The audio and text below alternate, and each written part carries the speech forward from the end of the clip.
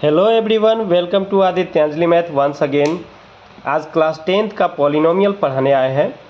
Polynomial को अगर हम डिफाइन करें तो an expression consisting of constant and variable in which power of variable is neither negative not fractional.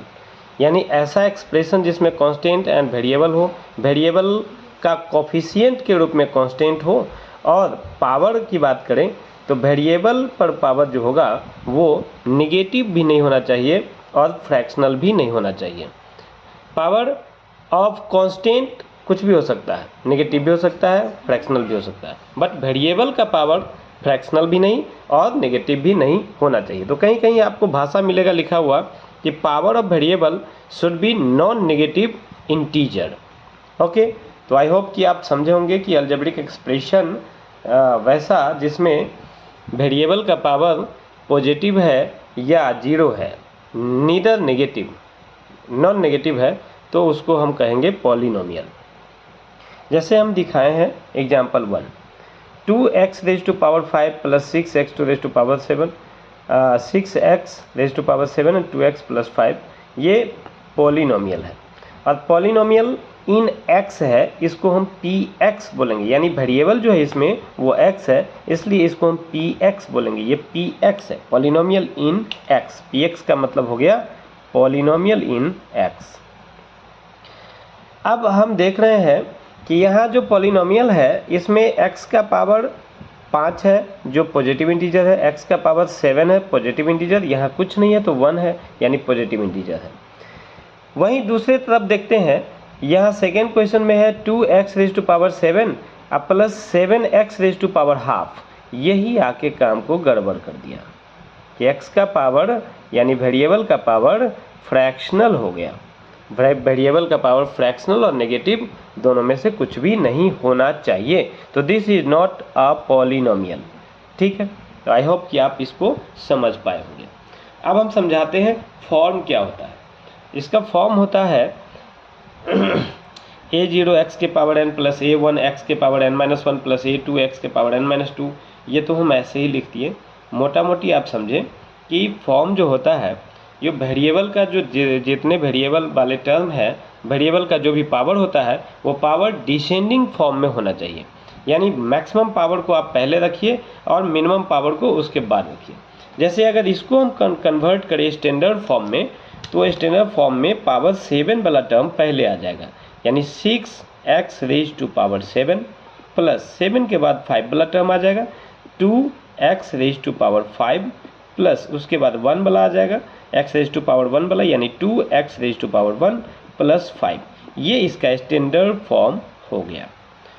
तो polynomial तो आप समझ गए, पॉलिनोमियल किसको कहते हैं। तो अलजेब्रिक एक्सप्रेशन और वैसा एक्सप्रेशन जिसमें कांस्टेंट हो, वेरिएबल हो, एक्सपोनेंट हो, कोफिशिएंट हो। कोफिशिएंट का मतलब ये 6x रेज टू पावर 7 का कोफिशिएंट हो गया, 2x रेज टू पावर 5 का कोफिशिएंट हो गया, और ये वाला 2x रेज टू पावर 1 का कोफिशिएंट हो गया। ओके, तो कोफिशिएंट वगैरह फिर हम समझाएंगे बाद में।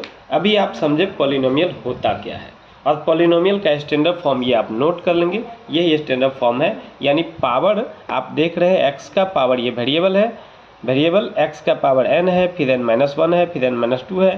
तो ज़रूरी नहीं है कि एक ही घटते हुए जाए, दो ही घटते हुए जाए। आप यूँ समझें कि पावर जो भी होगा वेरिएबल का वो मैक्सिमम पावर को पहले रखेंगे, उससे कम पावर को उसके बाद, उससे कम पावर को उसके बाद, ऐसे डिसेंडिंग ऑर्डर में रखते जाएंगे।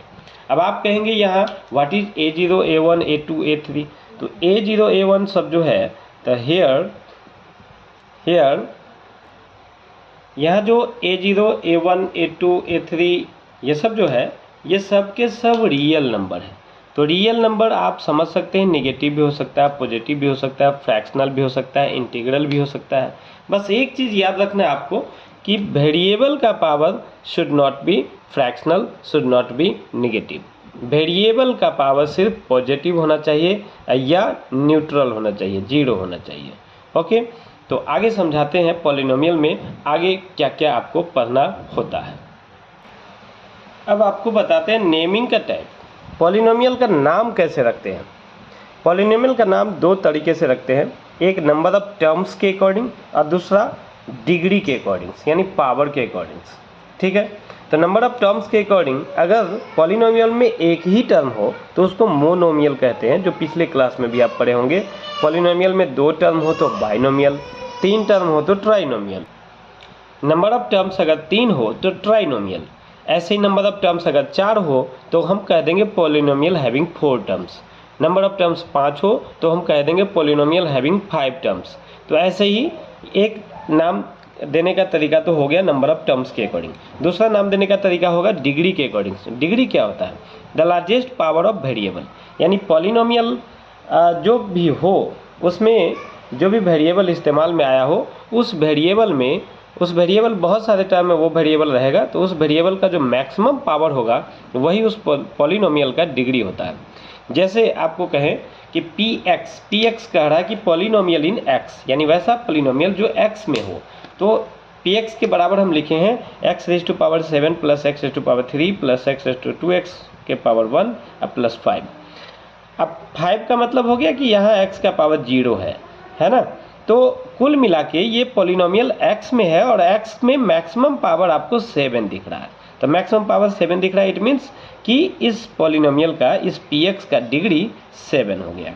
सिमिलरली अगर Py देखते हैं, Py का मतलब हो गया पॉलिनोमियल इन y।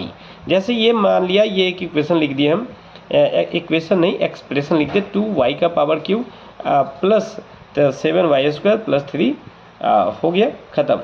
तो इसमें हम देखते हैं कि पॉलिनोमियल इन y है ये, और वेरिएबल के रूप में y है, और इस y का पावर यहाँ 2 है, यहाँ 3 है, मैक्सिमम पावर ये 3, तो इस पॉलिनोमियल का डिग्री 3 हो जाएगा। सिमिलरली हम तीसरा लिखे हैं pz, यानी पॉलिनोमियल इन z। तो z में ये पॉलिनोमियल है 3z³ + 4z9 + 5z⁻10 + 3। अब इसमें गौर करेंगे तो वेरिएबल जो z है, जहाँ जहाँ भी z है उसमें मैक्सिमम पावर कहाँ दिख रहा है? तो मैक्सिमम पावर ये 10 दिख रहा है, यानी इस पॉलिनोमियल का डिग्री जो हुआ वो 10 हो गया। तो हम 2 चीज़ समझाएं आपको कि नाम कैसे रखेंगे। एक पहली बात तो ये समझाएं कि नंबर ऑफ टर्म्स के अकॉर्डिंग हम नाम रखेंगे। एक टर्म हो तो मोनोमियल, 2 टर्म हो बाइनोमियल, 3 टर्म हो ट्राइनोमियल। और दूसरी बात आप सबको समझाएं हम डिग्री क्या होता है। तो पॉलिनोमियल में मौजूद जो वेरिएबल है उस वेरिएबल का जो मैक्सिमम पावर है वही उस पॉलिनोमियल का डिग्री होता है। अब नेमिंग का दूसरा तरीका है अकॉर्डिंग टू डिग्री। तो डिग्री के अकॉर्डिंग कैसे नामकरण करेंगे वो अब आपको हम बताते हैं। अब डिग्री के अकॉर्डिंग नाम कैसे देंगे? तो डिग्री तो समझा दिए कि maximum power of variable degree कहलाता है। तो किसी पॉलिनोमियल में अगर मैक्सिमम पावर 1 है वेरिएबल का, यानी डिग्री 1 है, तो उसका नाम होगा लीनियर पॉलिनोमियल। डिग्री 2 है तो नाम होगा क्वाड्रेटिक पॉलिनोमियल। डिग्री 3 है तो नाम होगा क्यूबिक। डिग्री 4 है तो नाम होगा by quadratic, and so on, ऐसे ही, ठीक है। तो चलिए अब आगे समझाते हैं। अब आपको समझना है जीरोज ऑफ पॉलिनोमियल। जीरोज क्या होता है? जीरो यानी हिंदी में बोलते हैं शून्यक, यानी कोई भी पॉलिनोमियल जिसमें वेरिएबल जो भी हो उस वेरिएबल का वह वैल्यू, ध्यान रखिएगा, पॉलिनोमियल में मौजूद वेरिएबल का वह वैल्यू जिसको डालने पर पूरे पॉलिनोमियल का वैल्यू 0 हो जाए, तो उसी को बोलते हैं जीरोज ऑफ पॉलिनोमियल। जैसे आप देख रहे हैं फर्स्ट एग्जांपल 2x + 5। 2x + 5 में x का क्या ऐसा वैल्यू डाल दें जो पूरे एक्सप्रेशन का वैल्यू 0 हो जाए, वही इसका जीरोज हो जाएगा। इसको फाइंड करने के बहुत सारे तरीके हैं। तो जनरली हम क्या करते हैं, इस 2x + 5 के इक्वल में 0 डाल दें और नॉर्मल सॉल्यूशन करते हैं। 2x + 5 इक्वल डाल दें 0, तो 2x = -5 हो गया और x = -5/2 हो गया। तो -5/2 वह नंबर है जिसको अगर इस एक्सप्रेशन में डाल दें तो पूरे एक्सप्रेशन का वैल्यू 0 हो जाएगा। तो इस 2x + 5 का जीरोज हो गया -5/2। सिमिलरली क्वाड्रेटिक पॉलिनोमियल है ये। क्वाड्रेटिक पॉलिनोमियल क्यों कह रहे हैं इसको? क्योंकि मैक्सिमम पावर 2 नज़र आ रहा है। तो क्वाड्रेटिक पॉलिनोमियल में फिर x का वैल्यू क्या ऐसा डाल दें जो रिजल्ट, ओवरऑल रिजल्ट 0 हो जाए। उसके लिए हम फैक्टराइजेशन मेथड यूज करते हैं। फैक्टराइजेशन मेथड यूज करने के लिए हम क्या करें, इस 8 को 2 पार्ट में डिवाइड करें। दो पार्ट में ऐसे डिवाइड करें कि दोनों को जोड़ने या घटाने पर -8 आए और मल्टीप्लाई करने पर 4 इंटू 12 यानी 4 इंटू -12 कितना हो जाएगा, 12 4 जब 48 -48 आ जाए।